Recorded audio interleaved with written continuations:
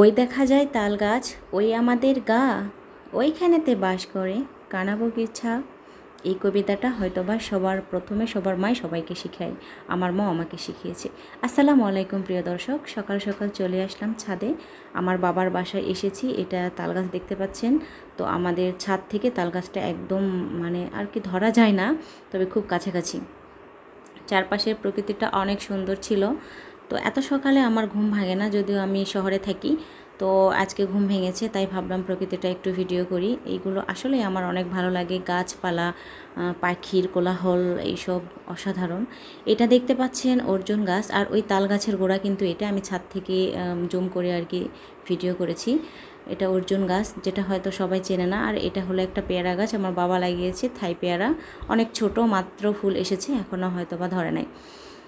আর দেখাবো, আমাদের ছাদ থেকে দেখা যাচ্ছে যে এটা পেঁপে গাছ, একদম ছাদের উপরে ছাতার মতো এত সুন্দরভাবে মেলে গেছে, মাশাআল্লাহ না বললেই নয়। খুব সুন্দর, আসলে দেখার মতো। পেঁপে ধরেছে মনে হয়, ছোট ছোট, এখনও বড় হয় নাই। এটা আমার বাবা লাগিয়েছে। আগে থেকেই আমার বাবা গাছপালাকে খুব ভালোবাসে, আমিও আমার বাবার মতো গাছপালা পাখি আসলেই খুব ভালো লাগে। এই পাশে দেখতে পাচ্ছেন, এটাও আমাদের ছাদ থেকেই ভিডিও করা। ছাদের আরেক পাশ, এখানে অনেক ধরনের আম গাছ, কাঁঠাল গাছ, এটা ওইটা অনেক গাছ দেখতে পাচ্ছেন। এই পাশে আবার নিম গাছ, আম গাছ। ওই তো দেখতে পাচ্ছেন একটা পাখি ডানা ঝাপটাচ্ছিল, আমি দূর থেকে ভিডিও করেছি জুম করে। আসলে যখন ছোট ছিলাম তখন শুধু মনে হতো আমি যদি পাখি হতাম।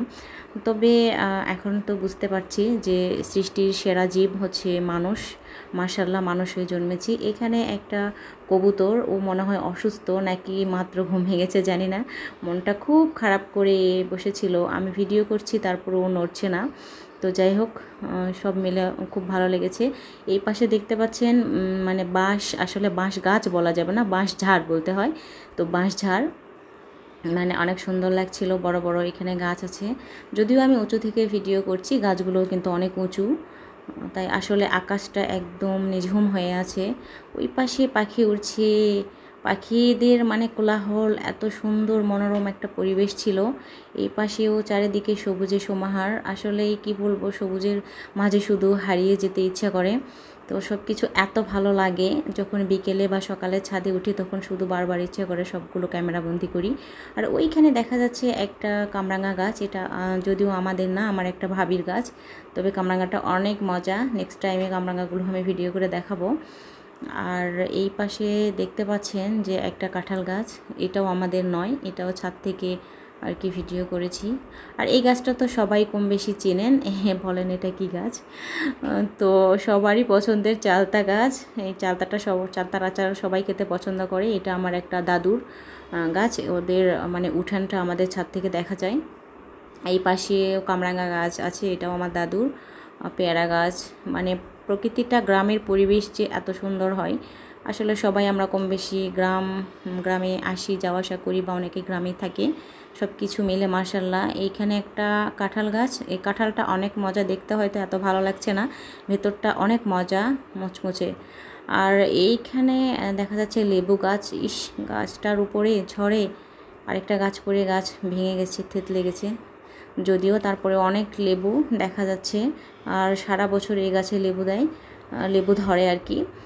তো সব মিলে আমার কাছে ভালো লেগেছে, বিধায় আমি ভিডিওটা করেছি আমার ফ্রেন্ডদের সাথে শেয়ার করার জন্য। দেখতে পাচ্ছেন এখনও কিন্তু অসংখ্য লেবু ধরে আছে। এই লেবুগুলো শেষ হয়ে যাওয়ার পর আবারও ফুল আসবে, আবারও ধরবে, এভাবেই সারা বছর খাওয়া হয়।